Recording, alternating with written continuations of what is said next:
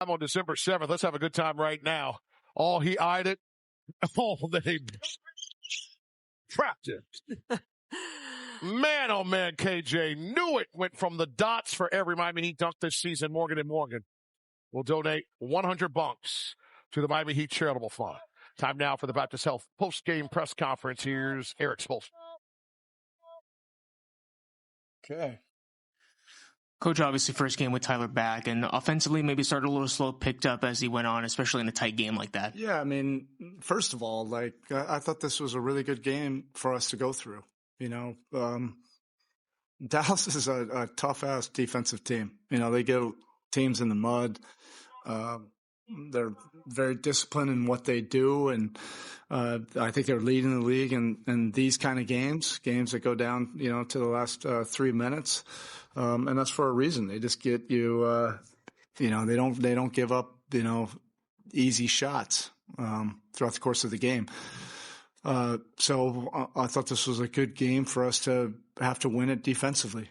You know, Bam got the steal. We ended up getting the stop at the end, holding them under 40%. This was kind of more of a throwback game. There were times where we were able to get to our game, but there were times where, you know, they got us in the mud, but we still found a way to get the win. And I think that's a growth opportunity or growth deal for our team, you know, to prove that we can do that. As far as Tyler, you know, it's amazing that he can come back and have that kind of rhythm. That's only going to get better. And when he faced the better defenses, you can see why, you know, we need that skill. You need as much skill and firepower as possible in this league. And it was just exciting, you know, to have him back. There's not an adjustment for him in terms of how we play. He's going to fit right in. He's going to amplify everything we're doing. And I'm happy for him.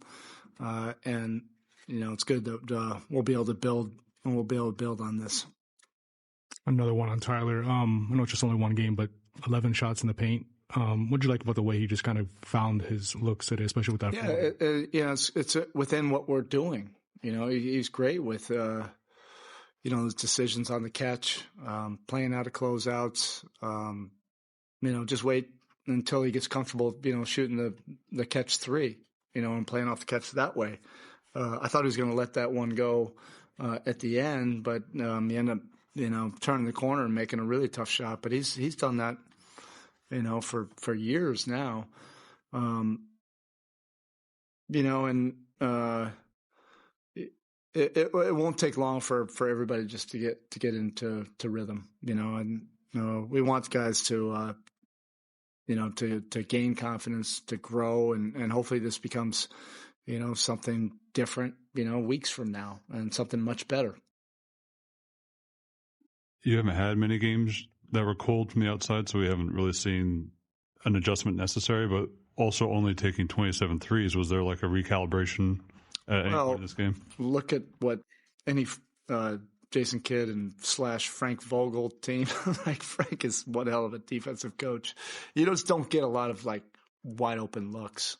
You know, we got some in our early offense. Thank God we have that where we're getting them in, you know, semi-transition situations.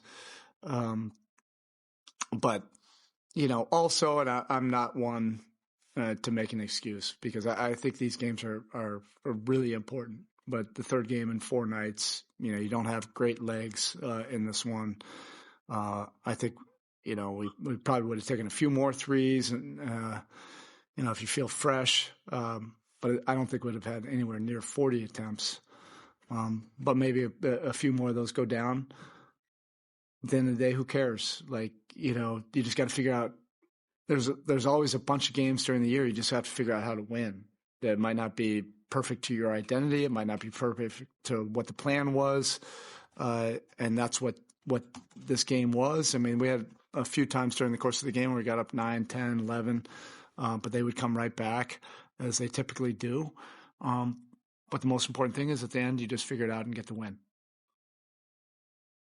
You've spoken about players having to earn trust in situations. We look out there in the fourth quarter, Kel'el is out there until Bam comes back in. Just the trust that Kel'el has built now, is that just through the recent play, or do you see something that's sort of continuing now? It's all of it.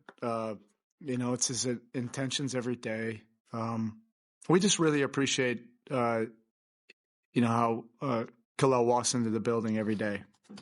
He takes the coaching, good or bad, and he wants to be better, for this team, but he's stacking up, solid days every day, and now these days are contributing to winning. And the way he's rebounding right now, that's earning more playing time.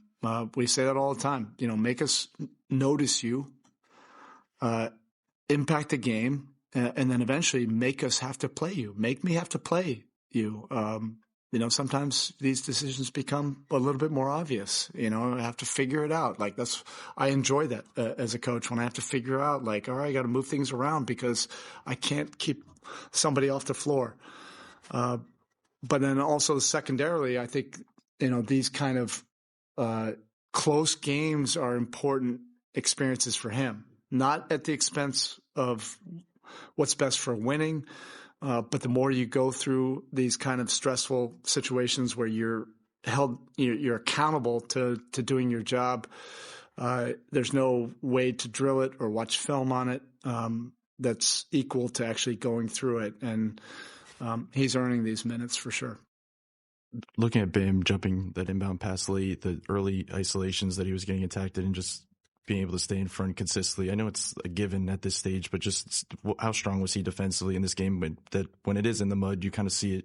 Yeah, I mean, that's where he's going to thrive at the best, right? When it's going to be a competitive, who's the best competitor out there, that defines him.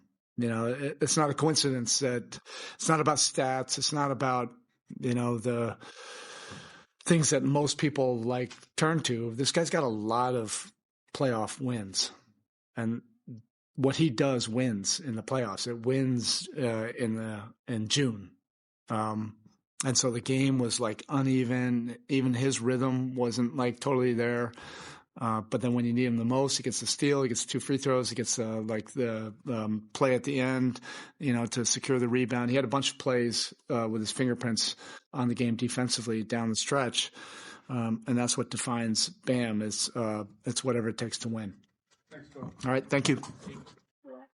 Baptist Health post-game press conference with Heat head coach Erik Spoelstra talking about his captain, and you need that stuff even on tough nights where it's not going your way. So much on the defensive end. But we need to spend some time on the guy who wears a number +1 beyond Bam. Number 14, the return of Tyler Herro. Amy Adelbert, Jason Jackson here after this 5th straight victory for the Miami Heat. And Tyler just happens to, miss all of training camp, first 17 games, and then first game back, lead the team in scoring. Yeah, listen, Dallas has played now 15 clutch games, and Miami hasn't played as many clutch games, but you're happy when 14's wearing your jersey when you're in a clutch game. And it didn't start easy for Tyler. I know he started 0 for 3, but went 12 for 15 through the rest of his attempts.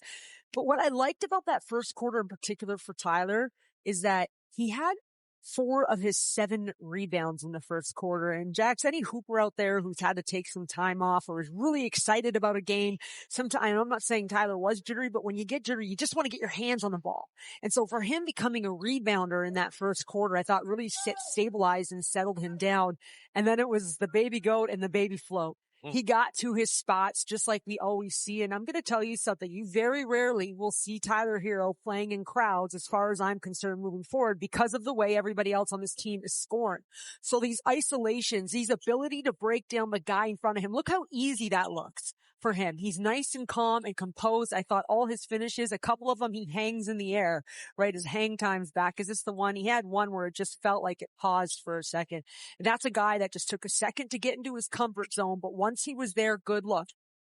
You're seeing single coverages here, right? One guy in front of him at all times. And don't forget, he's a great facilitator and passer too. So here's the one you want, by the way. Yeah, this is the one. And I mean, by the way, the end of the game. This is it. Yeah, that seals the deal. It's funny, at the beginning of the night, I said, you don't want your all-star to come in and have to win the game for you. But Dallas is a very good team, and their record is not indicative as to who they are. So this was a nice win for the Miami Heat. Good Greek move of the game, moving that man back into active play and on the hardwood in a hard stretch, and also not having Norm and not having Chico and not having Wiggs. Like, this is a serious dynamic that's happening when you got lead and rotation guys not in the mix, and now you're going to work a guy with the all-star caliber ability of one Tyler Herro, a guy playing great. We had a chance to talk to him after the game. We'll share that in a moment, but it is amazing what Jaime Jaquez Jr. is putting together. Of course, all the drives, but it's not always a score, but it creates scores because he's now willing and can see what else is happening to get other guys the rock. Hey, he's anchoring that second unit. Happens to be one of the best second units in the association. And what you love the most about Jaime is he's buying into it. Listen, there's been some in and outs in the rosters. There are with every NBA team. And Jaime certainly, if you look at numbers, goes, well, why hasn't he started? Because it's not his role. It's not what he's done to be successful. It's not where his team has been so successful. It's him coming off the bench. When you look at the start of this game in the first quarter, Miami went 6 for 11 from the field when Jaime checked in about 3 minutes. Did he score all of them? No.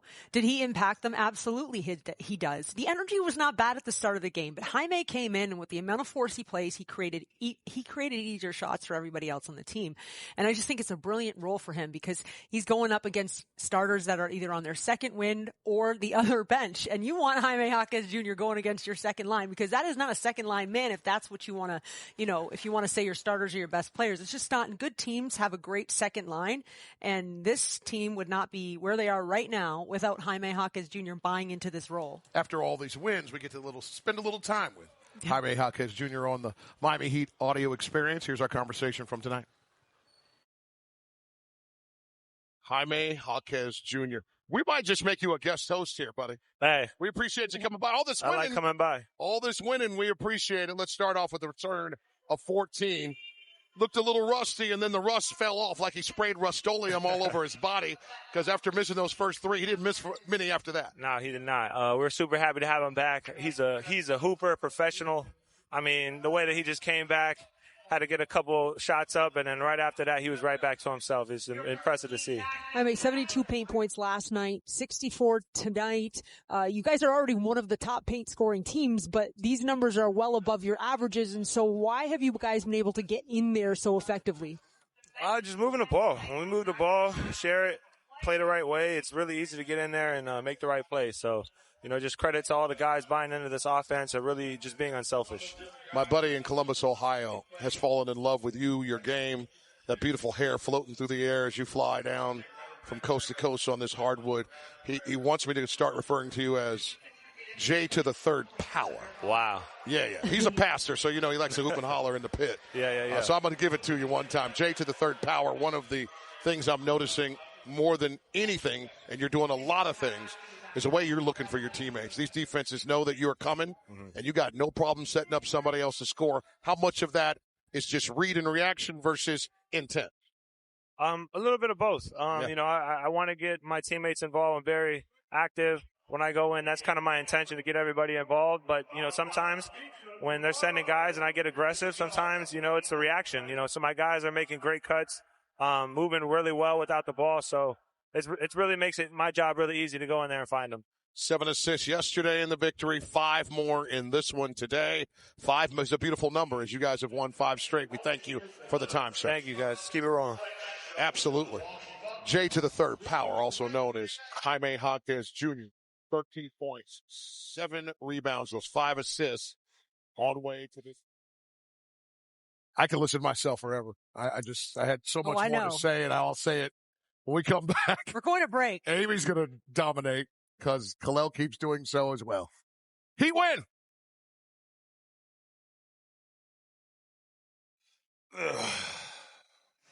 Bam, obviously the team went through a lot of changes. Norman out, but Tyler's in his season debut. He comes up big, starts a little slow offensively, picks it up as the game goes on. How important was he, and what did you see from him in his season debut, especially in a close game like this? I mean, he didn't shoot as many threes as I thought he would. He was definitely getting in the paint, and he was just playing off the offense. He wasn't doing too much. He was playing within his rhythm, and obviously came out with a great game. Obviously, we've talked about the offense looking different this season. How do you see Tyler kind of fitting in to the way you guys are playing offensively? I mean, you see it out there, man. We got a lot of guys that's hard to guard off the catch. Instead of it being pick and roll, you can kind of scheme against it. But like I said, we don't really run plays. You can't really scout us like that. And then obviously our pace, and we try to wear on you through that way, and we get stops. So, we're just one of those teams. We're trying to just every game just hit those 3 marks. Run with pace.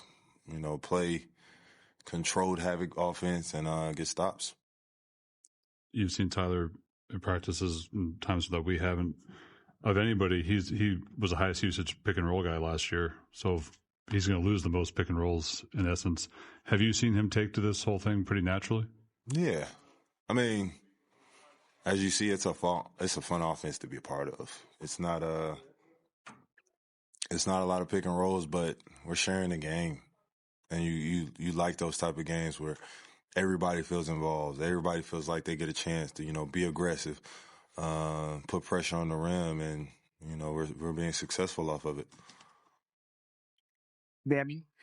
And here we are, ready to roll in to break down a little bit more. We'll keep it with the big men. We'll move to the guy that just keeps rolling out 20-point games, who keeps rolling out double-digit rebounding games, and, of course, that's Kel'el Ware for your angle. 2-point game, and Kel'el Ware led this team in minutes tonight. Spoke couldn't take him off the court at times, right? All that being said, it was still 35.5 minutes because we are totally balanced in all the right places. But Kel'el Ware continues to show up and come through for his team on the second night of a back-to-back. The 18 rebounds. To me, he's going and snatching the ball out of the air. These are the blocks are fine. He had a couple of those. I know you were fired up because my left ear still hurts. But he was the one that was look at it. He was making all the big plays when this team needed something at the beginning to kind of at least just stay in the game. Look at this is X-Man stuff right here. Most NBA players can't do that, let alone human beings, right? I mean, he's starting to really own his gifts, and people can't keep up with that at all times. I mean, his teammates do a nice job of setting him up.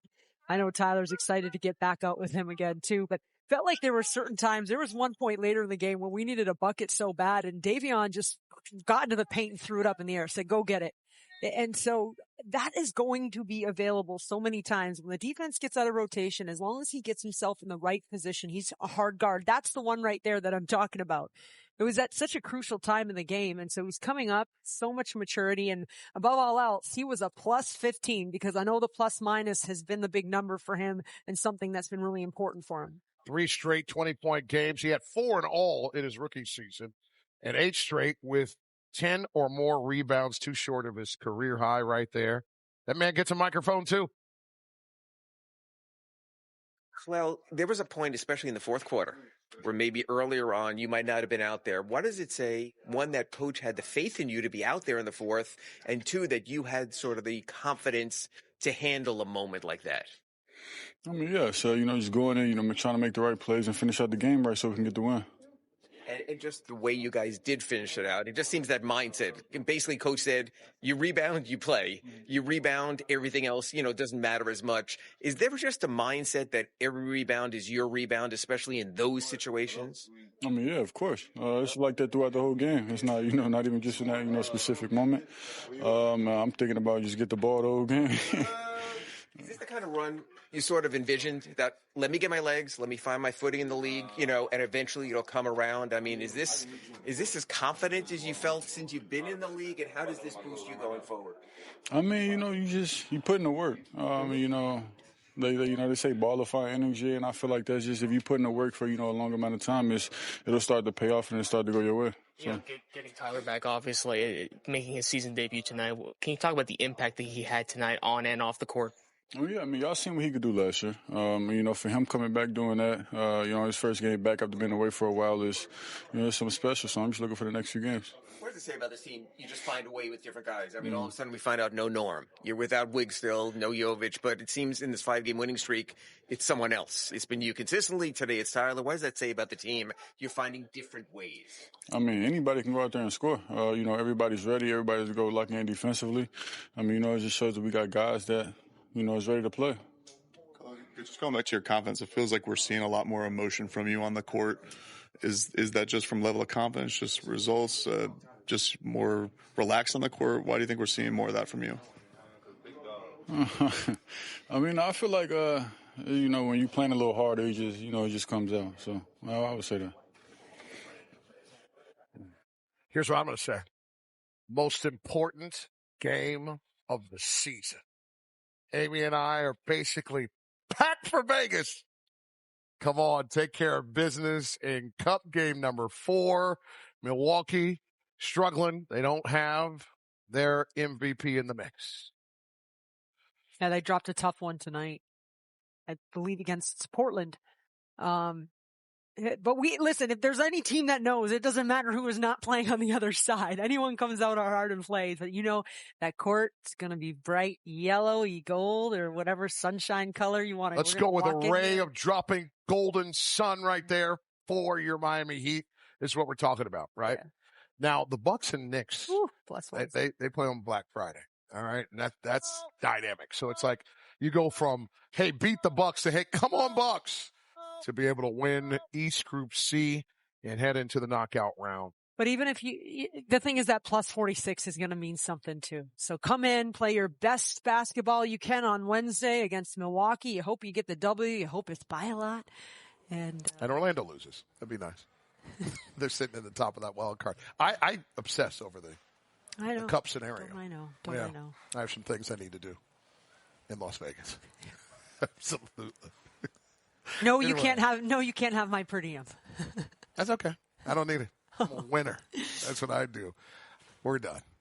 What a night. Tyler Herro returns. And once again, the Heat victorious 5 in a row. The score in this one, 106-102. Nip and tuck, but victory nonetheless. This has been a presentation of FanDuel Sports Network, your twosome home for Miami Heat basketball. For Amy and Ron and Kelly and everybody on the Miami Heat broadcast team, I'm Jax. Thanks for watching. Good night, Heat Nation.